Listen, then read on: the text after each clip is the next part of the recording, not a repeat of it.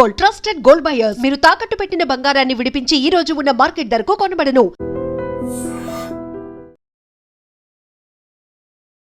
Welcome to idiom news. This is Pavan. సరూర్ నగర్లో దారుణమైన సంఘటన చోటు చేసుకుంది. హోటల్కి వెళ్ళి తినేసి బిల్లు కట్టమన్నందుకు కత్తులతో కర్రలతో దాడి చేసి ఆ అర్బన్ హోటల్లో ఉన్న ఎంప్లాయీస్ అందరినీ గాయపరిచినందుకు ఈ యశ్వంత్ రెడ్డి అదేవిధంగా ప్రసన్న రెడ్డి అనే ఇద్దరి మీద అయితే కేసు నమోదు చేయడం జరిగింది. అసలు ఏం జరిగిందంటే గతంలో కూడా వీళ్ళ రౌడీ షీటర్ కేసు ఉంది, మర్డర్ కేసు ఉంది. వీళ్ళందరూ పాత రౌడీ షీటర్లు అని చెప్పేసి క్లియర్ గా చేసిన తర్వాత కంప్లైంట్ ఇచ్చినప్పుడు తెలిసింది.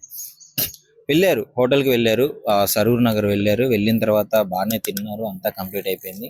కంప్లీట్ అయిన తర్వాత వెయిటర్ ఖచ్చితంగా బిల్లు అడుగుతారు కదా, తిన్నోళ్ళకి డబ్బులు ఇచ్చి అయితే పంపించాడు కదా. సో డబ్బులు అడిగిన క్రమంలో గొడవకు దిగారు, వాగ్వాదం జరిగింది, ఇద్దరి మధ్యలో వాగ్వాదం జరిగింది. అంటే నన్నే డబ్బులు అడుగుతావు అని చెప్పేసి ఈ రౌడీ షీటర్లు అవ్వడంతో వీళ్ళు బలుపుతో అక్కడ ఉన్న వాళ్ళందరినీ అందరి మీద దాడి చేయడం జరిగింది, కత్తులతో కర్రలతో. అంటే హైదరాబాద్ లో ఇలాంటి సంఘటనలు చాలా కామన్ అయిపోయింది. అసలు ఇంత రౌడీ షీటర్లు విచ్చలవిడిగా ఎక్కువైపోయారు. పోలీస్ వాళ్ళని ఎంత కంట్రోల్ చేద్దాం అనుకున్నా గానీ వీళ్ళైతే వాళ్ళ ఇష్టం వచ్చినట్టు బిహేవ్ చేయడం జరుగుతుంది. వాళ్ళు వాళ్ళు రెస్టారెంట్ వాళ్ళు వెళ్ళి కంప్లైంట్ ఇచ్చిన తర్వాత వీళ్ళ చరిత్ర ఏంది, అసలు ఏంటి అని తిరగ రాస్తే యాక్చువల్లీ వీళ్ళు అప్స్కాన్ లో ఉన్నారు, తప్పించుకొని వెళ్ళిపోయారు. ఆబ్వియస్లీ వీళ్ళకి అలవాటు. ఎందుకంటే గతంలో అసలు ఏంది అని వీళ్ళ చరిత్ర తిరిగేస్తే వీళ్ళ మీద రౌడీ షీటర్లు ఉన్నాయి. సొంత అక్క భర్తను అతి కిరాతకంగా చంపిన కేసులు అన్ని వీళ్ళ మీద ఉన్నాయి, అవి బయటకు వచ్చింది.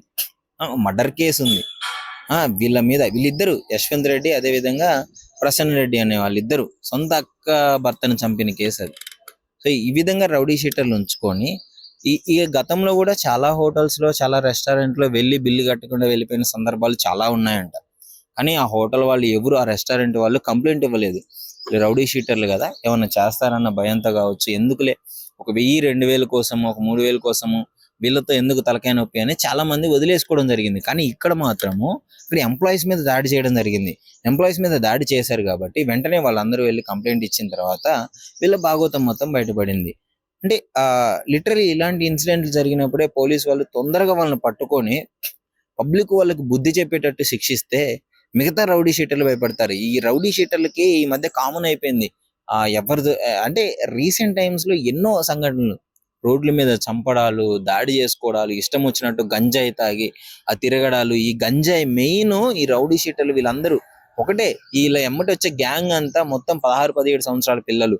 వీళ్ళందరూ చదువులు ఎగ్గొట్టి, కాలేజీలు ఎగ్గొట్టి వీళ్ళు డ్రగ్స్, ఈ మందు దాపించడాలు ఇవన్నీ అలవాటు చేస్తారు పిల్లలకి. బాగా మందు దాపిస్తారు, వెళ్ళిన దగ్గరికి వెళ్తారు, వెళ్ళి వాళ్ళని ఏదైనా చేయరా అంటే వీళ్ళు మత్తులో ఉండి ఇష్టం వచ్చినట్లు బిహేవ్ చేసుకుంటారు. రేపొద్దున వీళ్ళ ఫ్యూచర్ ఖరాబ్ అవుతుంది. వీళ్ళదేముంది, రౌడీ షీట్లు పడ్డాయి, మొన్న మర్డర్ జరిగింది, బయట తిరుగుతున్నారు ప్రశాంతంగా. వాళ్ళ అక్క భర్తనే చంపారు, ప్రశాంతంగా బయట తిరుగుతున్నారు. ఒక 4 రోజులు అప్స్కాండ్ అవుతారు, అండర్ గ్రౌండ్కి వెళ్ళిపోతారు, మళ్ళీ తర్వాత బయటకు వస్తారు, ఆ బెయిల్ మీద ఏదో చేసుకొని మాట్లాడుకొని వెళ్ళిపోతారు. వీళ్ళ లైఫ్లు బాగానే ఉంటాయి. బట్ ఎవరైతే వీళ్ళ వెనకాల ఉన్నారో వాళ్ళ పిల్లలు, వాళ్ళతో తిరిగే వాళ్ళు గంజాయి తాగి వాళ్ళ లైఫ్ అంతా నాశనం చేసుకొని మళ్ళీ వీళ్ళు ఏమన్నా డబ్బులున్న వాళ్ళు అమ్మటి వచ్చే వాళ్ళందరూ ఏమన్నా డబ్బులు ఉన్నోళ్ళ అంటే లేదు, పేదరికంలో ఉన్నోళ్ళే. వీళ్ళందరినీ అడ్వాంటేజ్ గా తీసుకొని వాళ్ళ చుట్టూ తిప్పించుకొని గ్యాంగులు వేసుకొని దిగి పెద్ద రౌడీ షీటర్లు అని చెప్పేసి ఇలా తిరుగుతూ ఉంటారు. సో వీళ్ళ మీద డెఫినెట్లీ పోలీస్ వాళ్ళు యాక్షన్ తీసుకోవాలి. ఇలాంటి సంఘటనలు ఎన్నో జరుగుతున్నాయి. బిల్లు అడిగితే అన్యాయంగా కత్తులతో కర్రలతో దాడి చేయడం ఏంటండి, దరిద్రం కాకపోతే. సో వీళ్ళ మీద పోలీస్ వాళ్ళు ఖచ్చితంగా యాక్షన్ తీసుకోవాలి.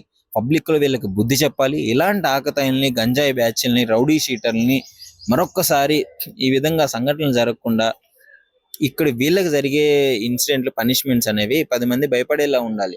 సో అప్పుడు మాత్రమే వీళ్ళు హైదరాబాద్ లో ఇలాంటివి జరగకుండా, హైదరాబాద్ అనే కాదు ఎక్కువగా చాలా ప్లేసెస్ లో ఇలాంటి సంఘటనలు జరుగుతున్నాయి. ఇవి జరగకుండా ఉండాలంటే డెఫినెట్లీ ఇలా చేయాలి. నెటిజన్స్ కూడా చాలా ఫైర్ అవుతున్నారు ఈ ఇన్సిడెంట్ తర్వాత.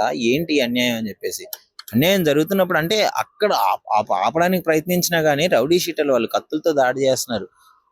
మధ్యలోకి ఎవరు వెళ్ళినా వాళ్ళ మీద కూడా దాడి చేసే అవకాశం ఉంది కాబట్టి పాపం అక్కడ ఏం చేయలేకపోతున్నారు. అక్కడ అంతమంది ఎంప్లాయీస్ ఉన్నా ఎంప్లాయీస్ ని కూడా దాడి చేశారంటే ఇంక వీళ్ళు ఏ స్టేజ్ లో ఉన్నారో ఒకసారి మీరు అర్థం చేసుకోండి. నెటిజన్లు ఫుల్ గా ఫైర్ అవుతున్నారు. పోలీస్ వాళ్ళు ఖచ్చితంగా యాక్షన్ తీసుకోవాలని కోరుకుంటున్నారు. మరి చూడాలి వీళ్ళ మీద ఎలాంటి యాక్షన్ తీసుకోవాలనుకుంటున్నారో, ఎలాంటి యాక్షన్ జరగబోతుందో. పోలీస్ వాళ్ళు ఆల్రెడీ కేసు ఫైల్ చేశారు అట, వాళ్ళ మీద దాడి చేసిన కేసులో ఫైల్ చేశారు. వాళ్ళ కోసం గాలింపు చర్యలు అయితే చేపడుతున్నారు. సో దీని మీద మీ అభిప్రాయం ఏంటి అనేసి డెఫినెట్లీ కామెంట్ రూపంలో తెలియజేయండి.